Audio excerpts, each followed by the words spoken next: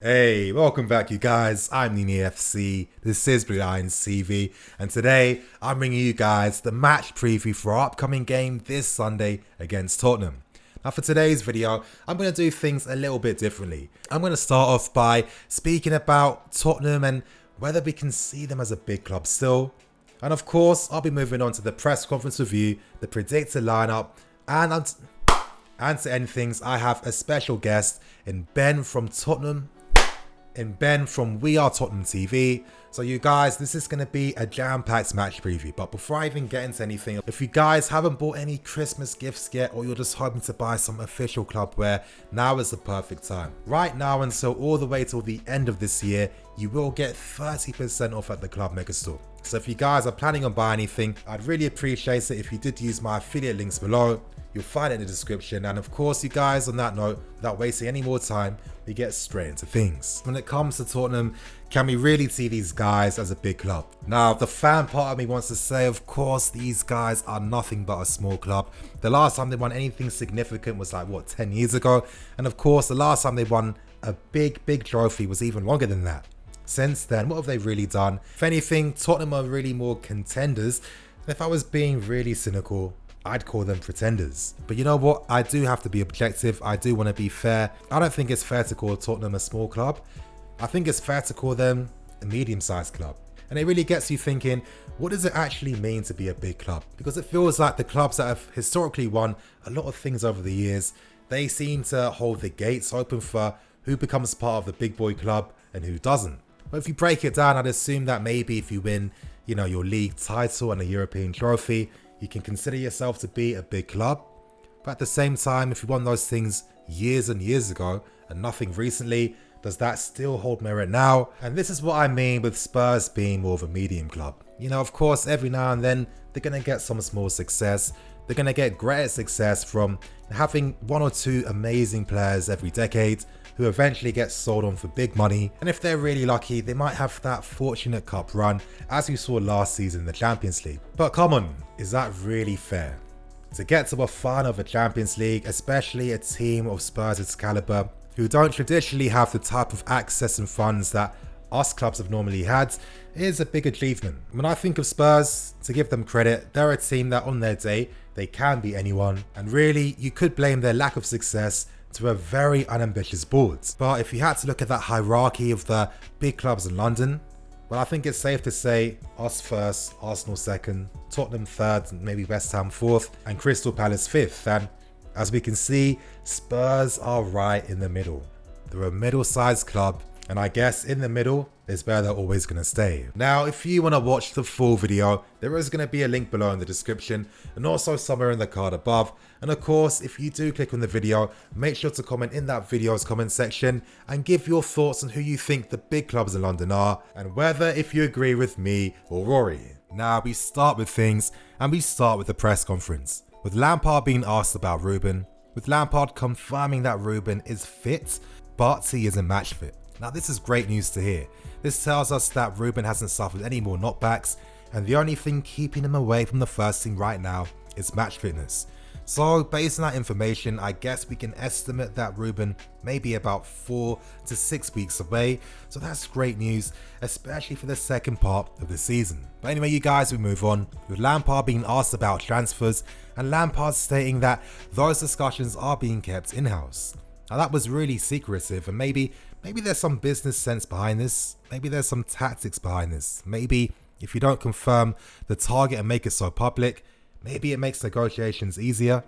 I'm not too sure, you guys. I'm only estimating, I'm only guessing, but we move on. And Lampard immediately did diffuse the Lampard versus Mourinho debate. And Lampard stated that the only focus should be between both clubs and not with both managers. However, Lampard did confirm that, of course, he did take some things from Mourinho's management. And why wouldn't he? It's so obvious that he would.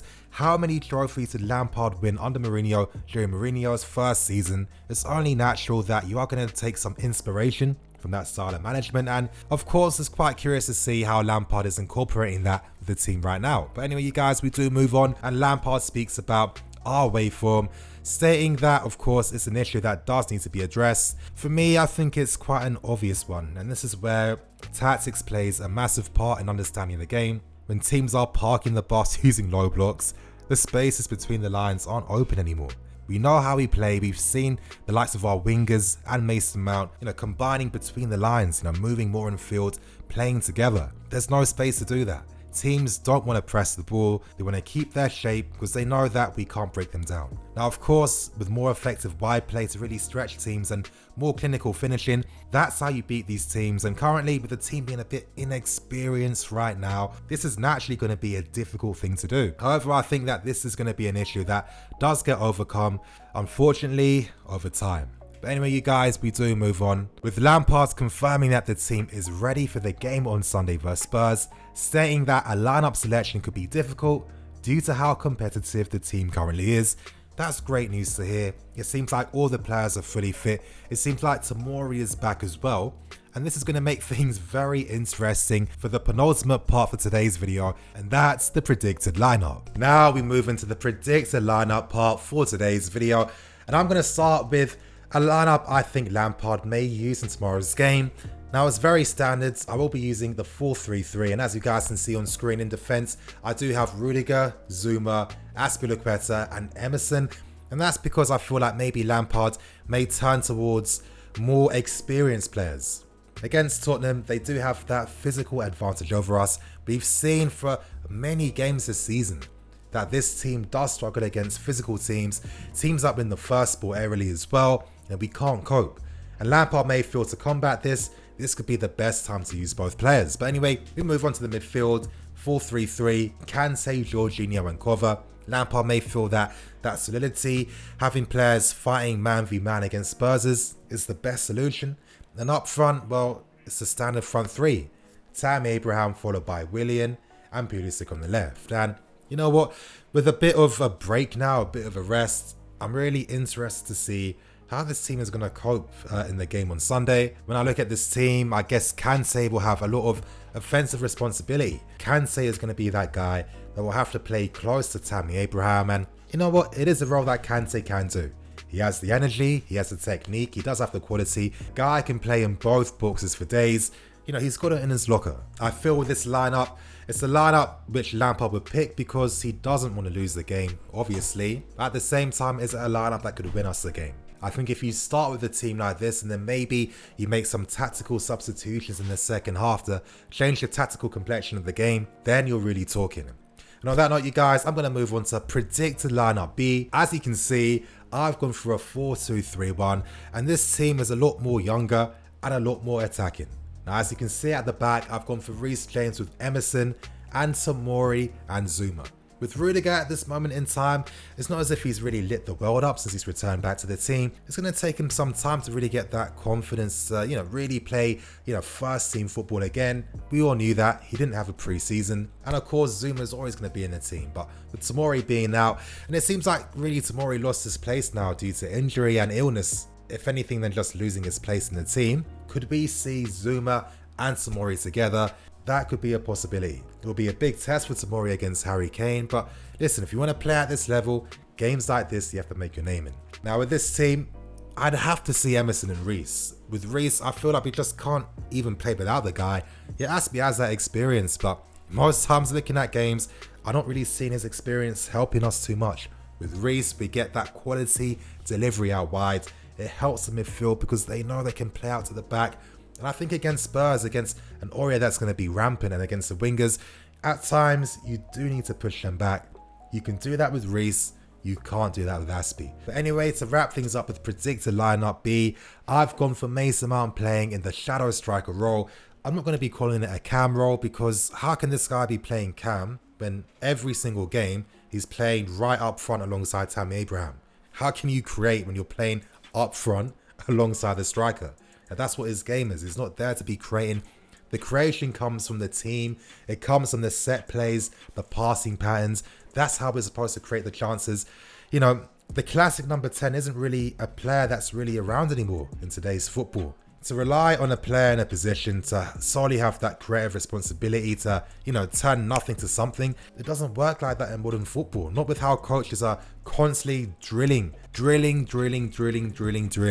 coaching patterns into the team. That's what football's about, you guys. But I can go into more detail I'll do thoughts one day in the future for sure, but for me, Hudson-Odoi and maybe Pulisic. Now again, you knew that predictor lineup B was going to be very ambitious. Lampard may think against Spurs, I need some speed, I need some youthfulness. You know, I want to win the game in the first half, then I'll think about defending and holding on to the lead in the second half. That's how I would see things if Lampard used a lineup like this. But anyway, you guys, they're the two lineups that I can see us using in tomorrow's game. What do you guys think? In the comment section below, give me your thoughts and opinions. And for the final part, you guys, I'm joined by Ben from We Are Tottenham TV. For the next few minutes, you can hear some opposition analysis when we play Spurs this Sunday. Now, Ben, let's just get straight into things.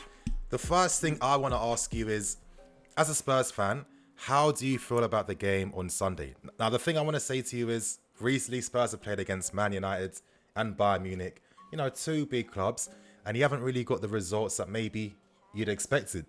So how do you feel personally for the game on Sunday? Do you feel like Mourinho will have the advantage, or do you think that maybe Spurs are struggling against the top teams this season? Yeah, you're 100% right that since Jose has come in, we have struggled against the top teams. Like you said, against Manchester United, we didn't really turn up, but we did only lose by 1 goal. Probably could have been more. Yeah. The Bayern Munich game was a bit different because it was a dead rubber of a game, really, and we didn't put our strong team out. Lewandowski wasn't playing for Bayern Munich. Yeah. So I don't really think it's fair to put that in the argument. But we did play Wolves last weekend, albeit they probably did play us off the park. But we got the results in true Jose Mourinho fashion, as you probably as we know. Yeah. So I think our form coming into this game, in terms of the way we play, it's completely different to under Pochettino. We used to play a brand of football that was nice on the eye. Yeah. Whereas Mourinho is a bit different. He's just get the job done under any means. But how do you feel about that as a Spurs fan? Do you like to have that little bit of flair to your game, or do you think this fully pragmatic approach is what Spurs needs and is maybe better for them than playing nice fancy football? Yeah, I mean, we've done so many years now of trying to play football in the right way without getting any trophies. This is the first decade that we haven't won a trophy in this decade. So it's only a matter of time until we actually got a manager until that can actually install a winning mentality. I'm of the feeling that Pochettino's kind of laid the foundations for Jose to do the work that hopefully he can do. Obviously, we're all hoping for a trophy under Pochettino, and if we don't get a trophy under Pochettino playing the football that he does, it will be a massive, massive letdown, because you have to have one or the other. You can't have bad football and no trophies. That will just not fly with us at all. So if you're going to play bad football, you have to have results at the end of it, and that's it, really. But anyway, you guys, that's going to be me for today. Please like, comment, and subscribe. Apologies for being away. To be honest, you know what? I've been working on a lot of things. I need to revamp this channel. There's things I need to add. I've got a lot of ideas.